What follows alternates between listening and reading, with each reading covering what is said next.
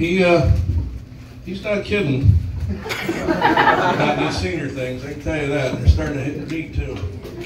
What did they just say? Okay. Coming to the stage next, another very, very funny guy. If you get a chance, he runs a show in downtown Bradenton. The Badass Cafe. You got to see it sometime. It's free. It's a great show. Let's hear it for Trevor Post.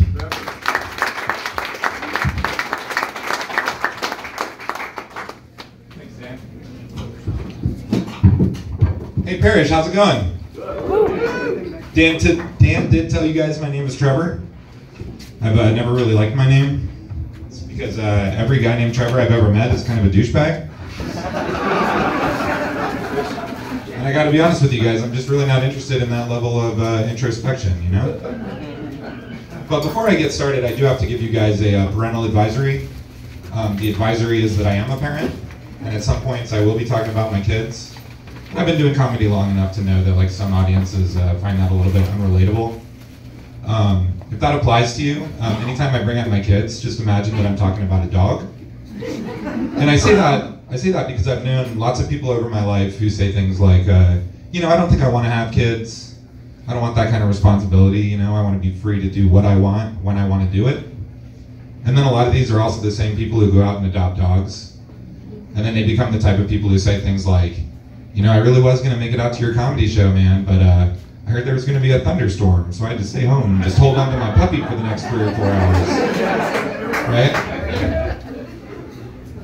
No, give it up, you guys, for yourselves, just for making it out of the house tonight.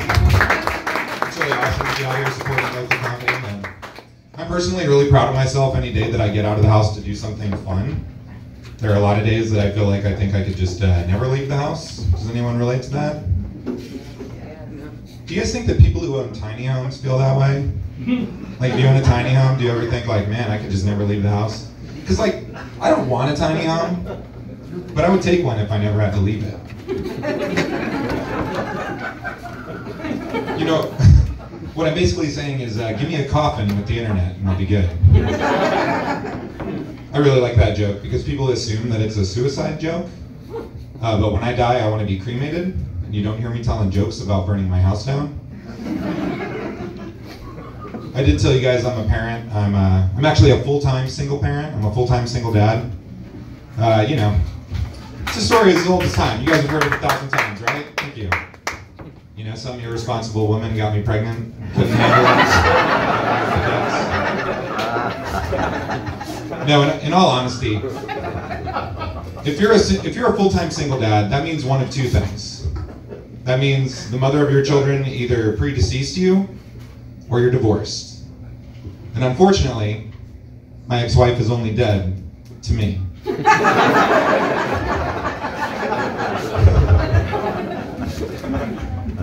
No, we got divorced a few years ago, and it really just turned out to be like one of those mutual things. What it really came down to is we had incompatible fetishes. Does anyone here have fetishes? Raise your hand. Your feet? Can I see some toes, anybody? No? But yeah, like I said, me and my ex-wife, there's no hard feelings. It just turns out that like after a few years of marriage, we learned that we had incompatible fetishes. Her fetish was femdom. Has anyone here ever heard of femdom? That's financial domination. But I said it was mutual. Like, it's my fault too. I had a weird fetish. I've since had to give it up. But my fetish was being in love, married with kids for the rest of my life, you know? Don't feel bad. The truth is like much darker and less funny. But do we have any other parents here tonight? Give it up for parents. Sexy, childless people. I'm happy you're here too. But yeah, I've got 2 kids. My oldest child actually started kindergarten this year.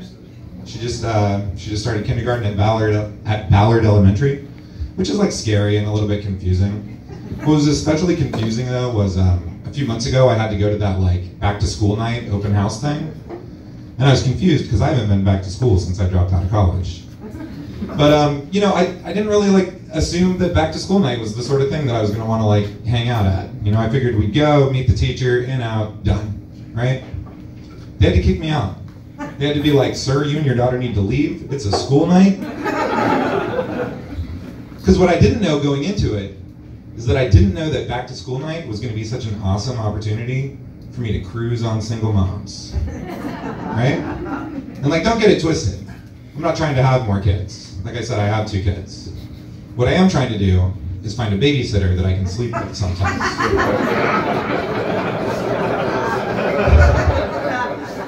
And you guys can like think that I'm being a scumbag all you want. I think this is making me a better father.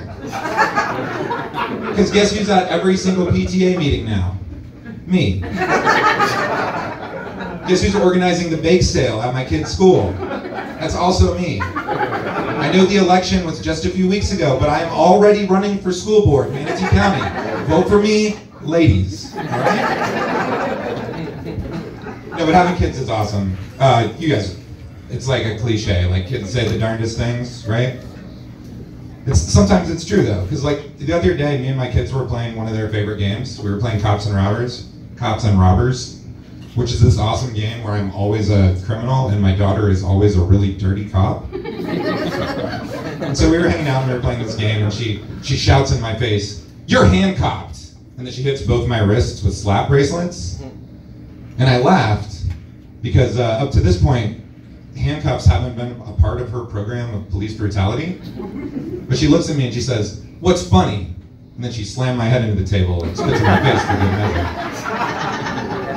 But then I explained to her that the word is handcuff, but like, we all agreed, like handcuffed really is a better word. So anyway, my arraignment is Tuesday.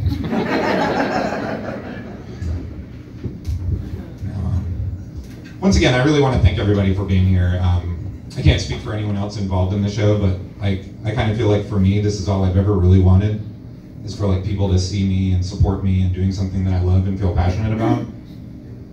It's like when I was in high school, one or both of my parents came to every single sporting thing or like marching band event that my sister participated in. And what you guys might not believe after hearing that is that neither one of my parents has ever once came to see me smoke pot and play Dungeons and Dragons. Like, not even one time, you guys, it's crazy. No, I actually had to stop getting stoned not too long ago. And it's not because of my kids, because like, screw my kids. And it's not like a lot of people say like, oh, like pot's gotten a lot stronger over the years. Like, my problem was that it just like did the same exact thing to me every time. And then I would forget that it did this thing. And then so it like sound like a really great idea to do it again. And what I'm talking about is getting paranoid. Has anyone ever gotten paranoid when they've gotten stoned? You guys' lack of reaction is making me very paranoid right now. No, but like when I was younger, I would do that and I would get paranoid and I'd be like, oh man, the cops are totally gonna bust me. But then like more recently, I would get paranoid and I'd be like, forget about the cops, man. You're a terrible father. And I just didn't think that kind of fun in my life. But like I am taking like stand-up comedy like pretty seriously, you know? And so like people say like, getting stoned like helps you be creative. So like a couple weeks ago, I sat down with the express purpose, and I did that like just to sit down and write some jokes. And it turned out that it was a complete waste of time. Because in 45 minutes, I spent 45 minutes trying to write jokes before I gave up and just started binge watching Netflix. And the best thing I came up with in that time, besides the fact that I can eat 2 entire boxes of Eggo waffles in less than an hour if I leave the toaster oven on in between rounds. It's a pro tip, you guys, check it out. But the best thing I came up with in 45 minutes, and pot smokers, let me know if this resonates with you. Has anyone ever wondered why sticks of incense look like really, really, really big corn dogs for really, really, really tiny people? Now, if you guys have been paying any attention to me so far tonight, it's going to come as a surprise to exactly 0 of you that I am still single. Right after I got divorced, I labored under this like sort of insane delusion that like I was just gonna like get back out there and start dating and everything was gonna like be cool. Somehow like neglecting the fact that even before I was married, I wasn't exactly killing it in the romantic realms. which probably has something to do with the fact that I say things like killing it in the romantic realms to describe my own love life. But I've actually come to the conclusion that like maybe I should just like retire from dating, you know? Like a lot of people compare like dating and relationships to sports, and it might surprise you guys that I'm not much of a sports guy, but I'm gonna make the attempt here. I feel like a lot of people who are out there like dating and in relationships are all trying to play basketball. You know, everyone's out there trying to like score as much as they can from one period to another.